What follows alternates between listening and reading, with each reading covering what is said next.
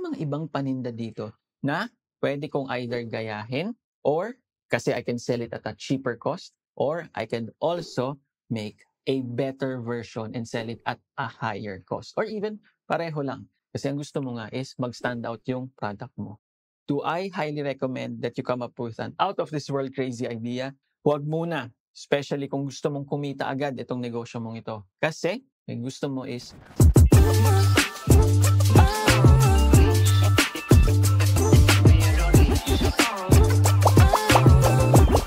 Tandaan maging purita, bawal maging pambebe.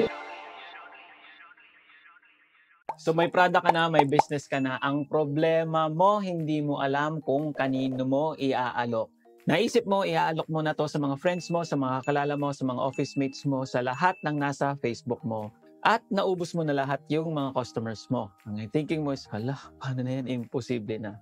Wait ka lang, huwag ka munang sumuko, may pag-asa. Number one, bakit may pag-asa? Kasi may mga bumili na sa'yo. Siyempre, yung mga bumili na yun, ideally, okay, hindi lang ito yung mga taong napilit mo, nagmakaawa ka, sige na besh, bili ka na. Ito yung mga tao din na umulit sa'yo at nag-post pa sila, nag-refer pa sila at sinabi nila, uy, friend, okay talaga tong product mo. Ito talagang business idea mo. Click na click, okay ako. Pero sabi mo, teka, hindi naman pwedeng sila lang ang customers ko. This episode is dedicated for that. Ngayon napapasok na yung holiday season, marami sa mga tao ngayon ay naghahanap ng mga Christmas gift ideas. At baka yung product mo ay isa na sa mga yon. Pero your question might be, hala, saan ko hanapin mo ngayon? Ngayon pa ba ako magsiset up ng Lazada store ko? Ngayon pa ba ako magsiset up ng Shopee store ko? Pati ng TikTok, tas magsasaya ako sa TikTok. Let me tell you, hindi lang yon ang areas na pwede mong pagbentahan or pwede kang makakuha ng mga customers. Siyempre, nandyan Facebook Marketplace, nandyan Facebook Groups. Pero para sa amin, kaming mag-asawa, ang pinaka-tried and tested talaga namin when it comes to adding a new market, especially during the holiday seasons, is, tada! Bazaars. Yes, ang mga bazaars ang sobrang click na ginagawa namin. Pero syempre, you might be thinking, wala, hindi pa naman ako ganun ka-ready para sa mga World Trade Bazaar, sa mga Noel Bazaar, yung mga tipong bazaar na ganyan. Okay lang yan. Kasi medyo may puhunan naman din talaga yon. Puhunan in terms of yung space mo, puhunan din in terms of yung inventory mo. Ang dami mo na dapat inventory. Pero kung ikaw yung stage na tipong crafter ka or ngayon ka lang nagsiset up ng business mo at tipong ang mga puhunan mo is nasa mga around 100,000 pesos and below, then I think the bazaars are best for you, especially the ones who are in the work areas. Ano ba yung mga work areas na to? Mga CBD, kung tawagin. Yun yung siguro mas tamang terms. Ang na-experience na namin na pinaka-okay is yung Net Park dyan sa BGC. So sa baba nun, merong area yon. Hindi ko alam, hindi ako very familiar doon sa lugar na yun ha, yung tawag doon sa address na yun. Anyway, malapit yung sa Harley Davidson, malapit sa mga Mercury. Pwede kang magtayo ng pwesto mo doon kasi naghahanap lagi sila ng mga tenants during the holiday season. At ang daming mga offices doon sa building na yon at mga paligid na buildings. Bakit? Kasi marami ding mga restaurants sa area na yon. Ang kagandahan nito, during lunch breaks, during uwian, makikita mo ang daming mga empleyado dumadaan doon. At ang hinahanap nila ay Christmas gift ideas. Naghahanap din sila ng mga pang-exchange gift. So, kung isa ka sa mga nakapwesto doon, ideally, ang pwede mong ibenta is nasa mga below 500 pesos and below para hindi masyadong isipin kung magkano. Ang sweet spot pa nga namin is mga nasa 200, 300 pesos. Ang binibenta ng wife ko noon was personalized leather bag tags. Yun yung naririnig mo, pak, may ganon. Siya, meron din siyang machine to do the personalized na leather bag tags. So, ang ginagawa namin nun is naka-cut out na yung mga bag tags. Meron na siyang yung sabitan. Tapos, ang kailangan lang is naka-display na yon. Meron kaming maliit na parang display rack. Isa, dalawa, kung tatlo, kung hindi ako nagkakamali. Tapos mga around 100 yung mga naka-display namin. Kasi mahirap naman magbabazar ka na wala kang i-display na paninda. Tapos from there, makikita nila na, uy, pine-personalize mo pala, pwede pala. So, orderin nila yun ng tanghali, makukuha nila during yung afternoon breaks nila or uwian. O orderin nila yun ng umaga bago sila pumasok, makikita nila, uy, okay to. Paminsan pa nga ang nangyayari is, sa umaga, titingnan nila, uy, cute, sige. Tapos, pagdating ng lunch, bababa sila, sasabihin, uy, pa-order nga ako 20. Pick upin ko mamaya or bukas. So, yun.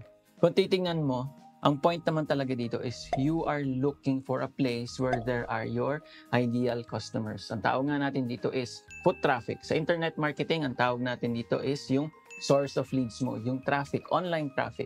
Ito, offline tayo, nakikita natin, uy, maraming mga ideal customers dito. At yung timing natin is perfect kasi holiday season. Magkano ang upa sa mga bazaars na ganito? Kung hindi yung nagkakamali, anywhere between 5 to 12,000 pesos. Not bad for a period of 5 days, 3 days, 5 days.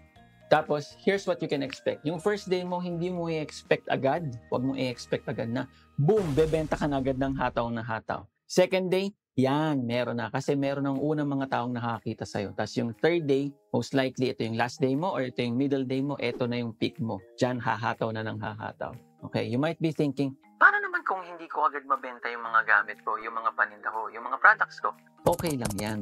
Ang pinakamahalaga na masasabi mo in order for you to say na sulit yung pagbabazar mo is pag nakakuha ka ng inquiries. At ang tawag natin sa mga inquiries, hindi yung, ate, magkano po? Kuya, magkano po? Hindi ganon. Ang tawag lang para sa akin nun, impressions lang yon. Ang inquiries para sa akin uy, magkano yan?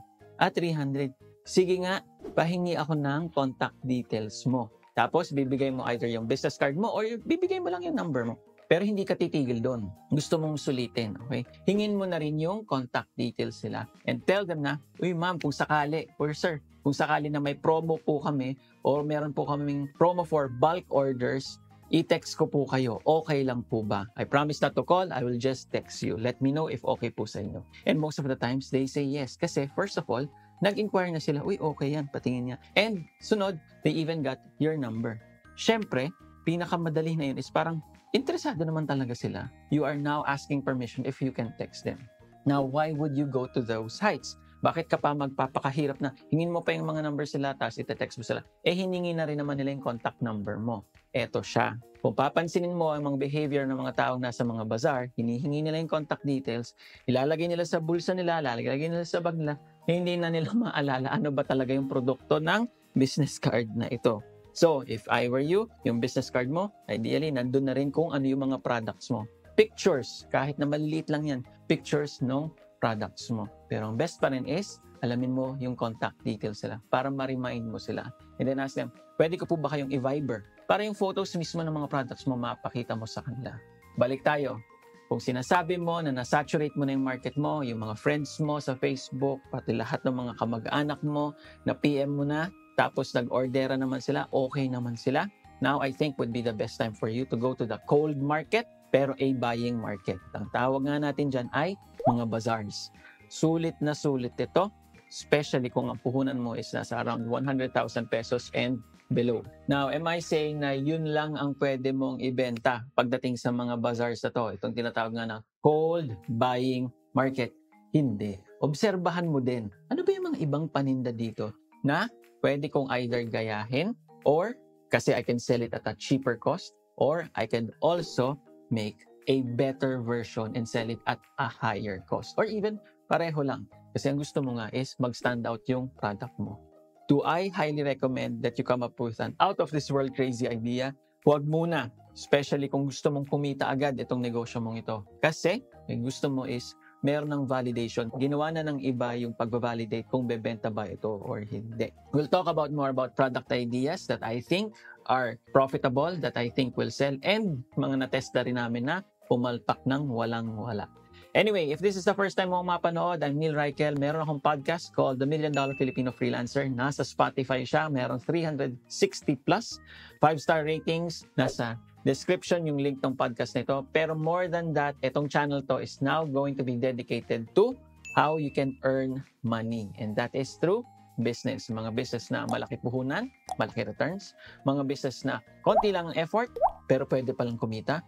Mga business na maliit ang puhunan, pero may potential din pala. Tingnan natin kung alin kaya dito ang pinaka para sa'yo. Bye!